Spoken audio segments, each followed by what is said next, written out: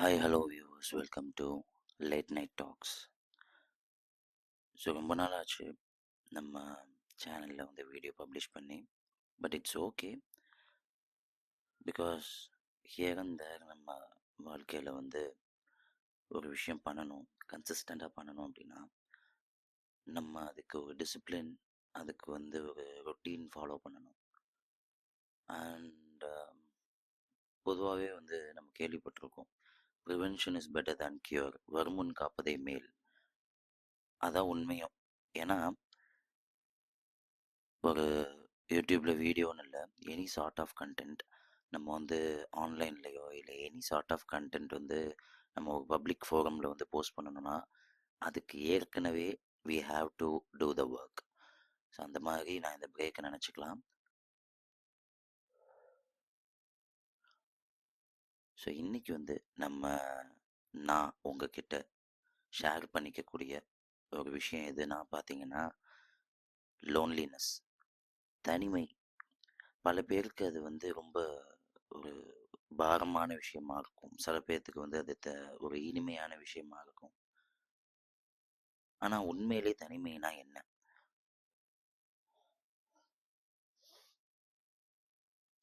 பொதுவாக ஒரு மனுஷனோட வாழ்க்கையில் தனிமையாக இருந்து தான் ஆகணுமா, இல்லை நம்ம எல்லாருக்குள்ளேயும் ஒரு கேள்வி இருக்கும், யாருமே இல்லாமல் நம்மளால் வாழ முடியாதா அப்படின்னு.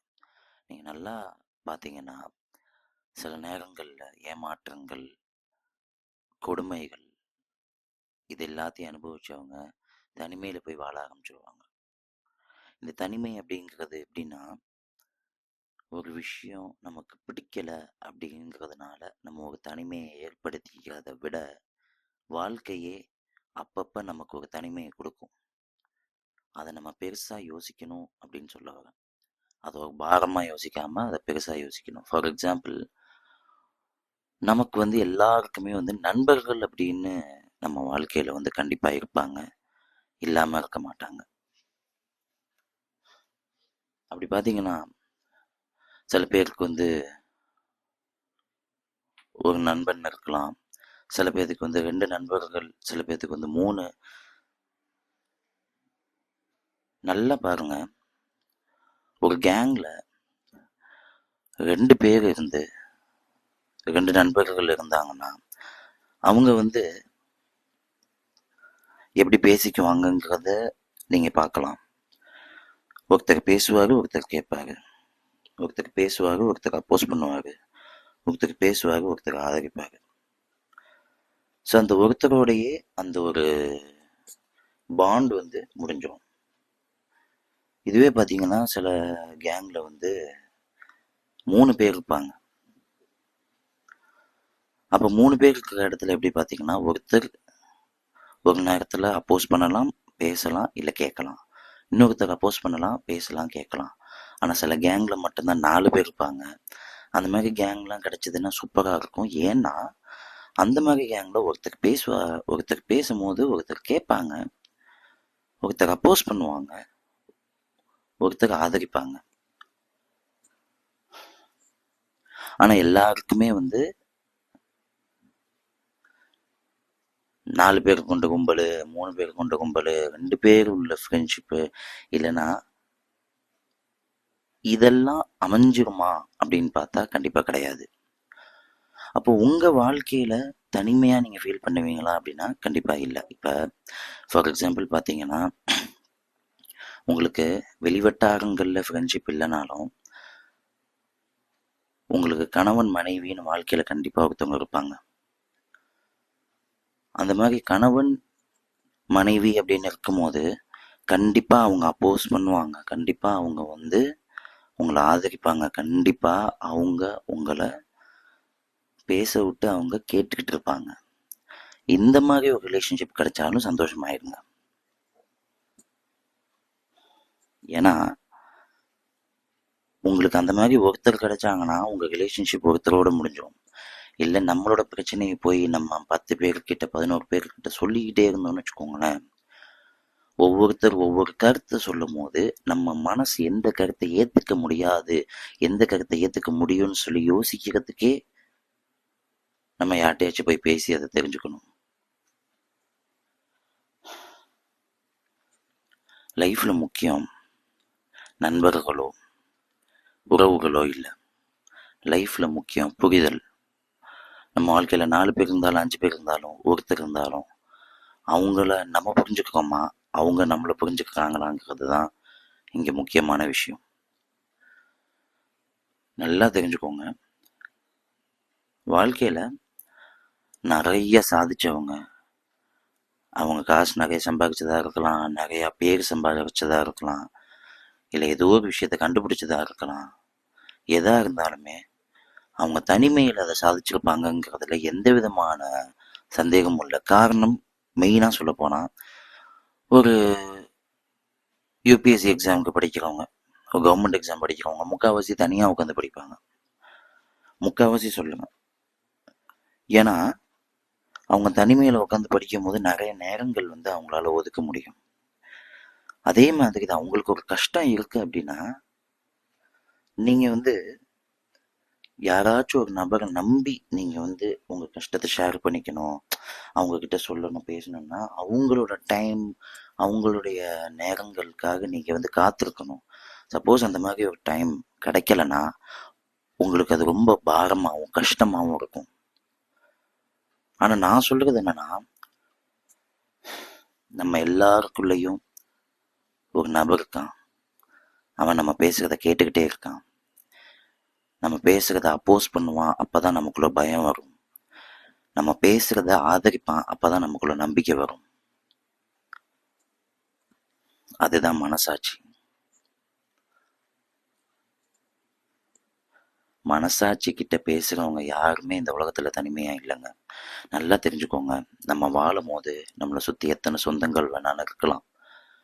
ஆனா நம்ம இந்த உலகத்தை விட்டு போகும்போது நமக்காக எந்த சொந்தமும் வராது.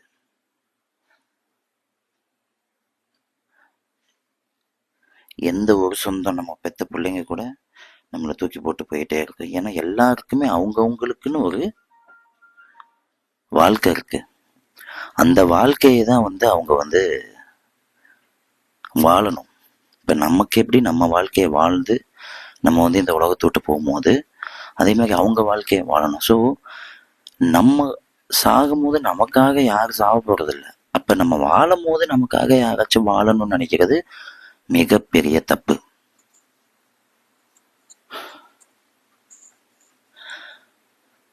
ஒரு நல்ல ஒரு அழகான ஒரு ஃப்ரேஸ் ஒன்று இருக்கு. என்னன்னு பார்த்தீங்கன்னா, தனிமையில இனிமை காண்பவும். இன்னும் கொஞ்சம் தெளிவாக சொல்ல போனா, ஃபைண்டிங் பீஸ் இன் சாலிட்யூட். நான் ஏற்கனவே சொன்ன மாதிரி நிறைய வாழ்க்கையில சாதிச்சவங்க, வாழ்க்கையை புரிஞ்சுக்கிட்டவங்க எல்லாருமே தனிமையில இருந்து புரிஞ்சுக்கிட்டாங்க. நம்ம இன்னைக்கு தெய்வமா நம்ம வழிபடுற எல்லா தெய்வங்களும் ஏதோ ஒரு காலகட்டத்துல பிறந்து தனிமையில அவங்களோட ஞானத்தை முக்தி பெற்று, அந்த ஞானம் உங்களுக்கு எந்த மனுஷங்கள்ட்ட பேசினாலும் வராது, அந்த நிம்மதி உங்களுக்கு எந்த மனுஷங்கள்ட்ட பேசினாலும் வராது. அப்படி ஒரு தனிமையை அவங்க பவரா யூஸ் பண்ணி அவங்க வாழ்க்கையில முன்னேறி இருக்காங்க. அப்படி முன்னேறின, அப்படி வாழ்க்கையில அந்த தனிமையை அழகா யூஸ் பண்ணவங்கள நம்ம இன்னைக்கு தொழிலதிபர்கள்னு சொல்லலாம், மனுஷங்கன்னு சொல்லலாம், சாதிச்ச சாதுரியமான மனுஷங்கன்னு சொல்லலாம். அந்த காலத்துல இருந்தவங்களே இன்னைக்கு தெய்வமா கும்பிட்டு இருக்கோம். ஆனா தனிமை ஒரு மனுஷனோட வாழ்க்கையில என்னைக்குமே ரொம்ப முக்கியம். ஒருத்தனுக்கு தனியா வாழ தெரியலன்னா, ஒருத்தனுக்கு தனியா வாழ்றதுக்கான அவசியமே இல்லாம இருந்துச்சுன்னா, அவன் எந்த கூட்டோடையும் சேர்ந்து வாழ முடியாது. ஏன்னா உங்களை சுத்தி 20 பேர் 30 பேர் உங்களுக்கு இருந்தாலும் ஏதோ ஒரு 5 நிமிஷம் 10 நிமிஷமும் உங்களால தனியா வாழ முடியலன்னா, நீங்க உங்களை சுத்தி உள்ள மக்களுக்காக வாழ ஆரம்பிச்சிருவீங்க, அவங்க கிட்ட சரண்டர் ஆக ஆரம்பிச்சிருவீங்க, ரொம்ப பவர்லெஸ்ஸா இருப்பீங்க. ஆனா வாழ்க்கையில ரொம்ப சக்தி வாய்ந்த ஒரு மனுஷனா இருக்கணும், பவர்ஃபுல்லா இருக்கணும். சக்தி வாய்ந்த மனுஷனா இருக்கணும்னா மற்றவங்களை அடக்கணும், இல்லை மற்றவங்க எமோஷன்ஸை கண்ட்ரோல் பண்ணணும், இல்லை மற்றவங்கள நீங்க சொல்றதை செய்ய வைக்கணுங்கிறது கிடையாது. உண்மையிலே சக்தி வாய்ந்த ஒரு மனுஷனா வாழணும்னா உங்களுடைய எமோஷன்ஸை நீங்க கண்ட்ரோல் பண்ண தெரியணும். அழுக வரணும், ஆனா அழுகாதீங்க. சிரிப்பு வரும், சிரிக்காதீங்க. கோபம் வரும், ஆனா அதை வெளிப்படுத்தாதீங்க. ஆனா இது உங்களுக்குள்ளேயே நீங்க இந்த மாதிரி தருணத்துல உங்களுக்குள்ளேயே நீங்க பேசுங்களேன். உங்களுக்கு ஒரு தெளிவான பதில் வரும். இன்னைக்கு நான் சந்தோஷமா இருக்கேன், ஒரு சந்தோஷமான விஷயம் நடந்திருக்கு, இது நிலைச்சு நிக்குமா? கண்டிப்பா கிடையாது. நான் இன்னைக்கு ரொம்ப சோகமா இருக்கேன், அதனால ரொம்ப வருத்தமா இருக்கேன், நான் அழுதுட்டு இருக்கேன் அப்படின்னா அந்த சோகமும் ரொம்ப நாளைக்கு நிலைக்காது. அதே மாதிரி நான் ரொம்ப கோபமா இருக்கேன், நான் நினைச்ச விஷயம் நடக்கல, நான் விரும்புறவங்க நான் சொல்றதை கேட்கல, அந்த ஒரு தருணங்களும் ரொம்ப நாளைக்கு நீடிக்காது. எதுக்காக சொல்றேன்னா, நம்ம வாழ்க்கையில நம்மளால எதையுமே கண்ட்ரோல் பண்ணவே முடியாது. நான் என்னோட வாழ்க்கைய இப்ப எனக்கு தெரிஞ்சு ஒரு 50% நான் புரிஞ்சுக்கிட்டதுக்கான என்னுடைய வாழ்க்கைய புரிஞ்சுக்கிட்டதுக்கான காரணம், தெளிவா சொல்ல போனா, நம்மளால கண்ட்ரோல் பண்ண முடியாத எந்த விஷயத்தையும் நம்ம கண்ட்ரோல் பண்ணணும்னு நினைக்க கூடாது. நம்ம கணவனா இருக்கலாம், மனைவியா இருக்கலாம், நம்ம குழந்தைங்களா இருக்கலாம். ஒரு கட்டத்தில் ஏதோ ஒரு தப்பு செய்யறாங்க அப்படின்னா அவங்க அந்த தவறை செய்யறாங்கன்னு சொல்லி நம்ம வருந்துறதுனாலயோ கோவப்படுறதுனாலயோ அவங்கள மாத்த முடியாது. நல்லா யோசிச்சு பாருங்க, நாளைக்கே நீங்க இந்த உலகத்துல இல்லைன்னா அவங்க அந்த தப்பை கண்டிப்பா செய்வாங்க. நம்ம தவறுகளை சுட்டி காமிக்கலாம், அந்த தவறுகள் செய்யும் போதே அவங்கள தடுக்க நினைக்கலாம். அந்த தவறுகளை செய்ய விடாம தடுக்கிறது மட்டும் இல்லாம அவங்களுக்கு புத்திமதி சொல்லலாம். இதனால இந்த விளைவுகள் ஏற்படும் சொல்லி அவங்கள தற்காத்து கொள்றதுக்காக எல்லாத்தையும் அவங்களுக்கு நம்ம ஒரு ஞானத்தை கொடுக்க முடியுமே தவிர்த்து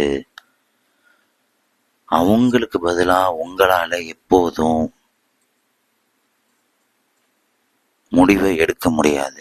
ஏன்னா ஒரு தவறு செய்யணும்னு அவங்கதான் முடிவு எடுத்திருக்காங்க. உங்களுடைய பேச்சை கேட்டாங்க அப்படின்னா ஓகே, உங்க பேச்சை கேட்கலன்னா கண்டிப்பா ஏதோ ஒரு நாள் அவங்க அதை புரிஞ்சுக்குவாங்க. அதனால நீங்க அதுக்காக கோவப்படுறதுனாலயோ டென்ஷன் ஆகுறதுனாலயோ நீங்க உங்களை வருத்திக்கிட்டு உங்களால எதையும் சாதிக்க முடியாது. என் வாழ்க்கையில எல்லாமே தப்பாவே நடக்குது, நான் பேசுறத கேட்க கூட ஆள் இல்லை, என் கண்ணீரை துடைக்க ஆள் இல்லை, என் கோபத்தை ஆத்துறதுக்கு ஆள் இல்லை. அப்படி யாராச்சும் இருந்தாங்கன்னா சந்தோஷப்படுங்க, யூ ஆர் வெரி லக்கி. ஆனா யாராச்சும் இல்லைன்னா இன்னும் சந்தோஷப்படுங்க, you are very much lucky, because உங்களுக்கு நீங்களே இருக்கீங்க. இந்த உலகத்திலே மிக சிறந்த நண்பன் யாரு அப்படின்னா, ஒரு மனுஷனுக்குங்க நான் ஓப்பனா சொல்றேன், நம்ம குழந்தைகள் மிக சிறந்த நண்பனா இருக்கலாம், ஆனா அதை விட ஒரு மிகச்சிறந்த நண்பன் நம்மளோட கணவன் மனைவியா இருக்காங்க. சில பேர்த்துக்கு நமக்கு கணவன் மனைவி நல்லபடியா அமைஞ்சிருக்காங்க, அப்படி அதுவுமே சரியா அமையல அப்படின்னா, பிள்ளைகளும் சரியா அமையல, கணவன் மனைவியும் சரியா அமையல அப்படின்னா உங்களுக்கு இருக்கக்கூடிய தனிமையான நண்பன் நீங்க மட்டும்தான். உங்களோட தனிமைய உபயோகமா யூஸ் பண்ணிக்க உங்களுக்கு தெரியணும்.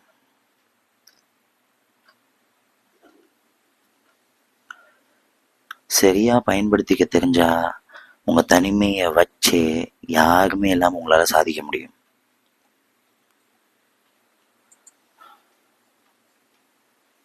உடனே இப்ப நான் பேசுறத கேட்டுட்டு எனக்கு யாருமே வேணாம்ப்பா, எனக்கு யாருமே தேவையில்லை அப்படின்னு போயிடாதீங்க.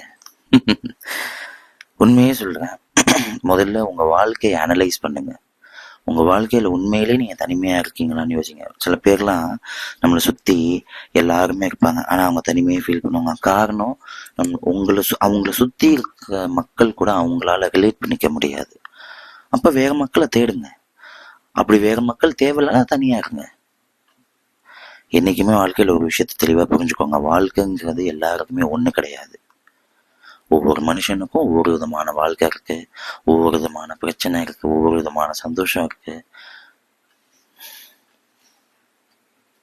இப்ப என்ன எடுத்துக்கிட்டீங்கன்னா, எனக்கு இருக்கக்கூடிய பெரிய சந்தோஷம், எனக்கு இருக்கக்கூடிய பெரிய விஷயங்கள், எனக்கு ஆக்சுவலி எதுக்காக நான் இந்த மாதிரி வீடியோஸ் பண்ணணும், ஏன் இந்த மாதிரி என் மனசுல இருக்கிற அந்த ஒரு விஷயங்கள், நான் தெரிஞ்சுக்கிட்ட ஒரு இன்ஃபர்மேஷனை நான் ஏன் ஷேர் பண்ணணும்? ஏன்னா இந்த தனிமை அப்படிங்கிறது பல பேரை பல நாட்கள்ல கொன்னுகிட்டு இருக்கு.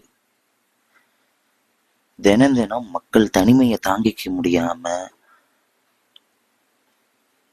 மெடிகேஷனுக்கு போறாங்க, டிப்ரெஸ் ஆகுறாங்க. தேவையே இல்லைங்க. உண்மையான தனிமை உங்களுடைய பலம், உங்களோட பலவீனம் இல்லை. அதை தெரிஞ்சுக்கோங்க.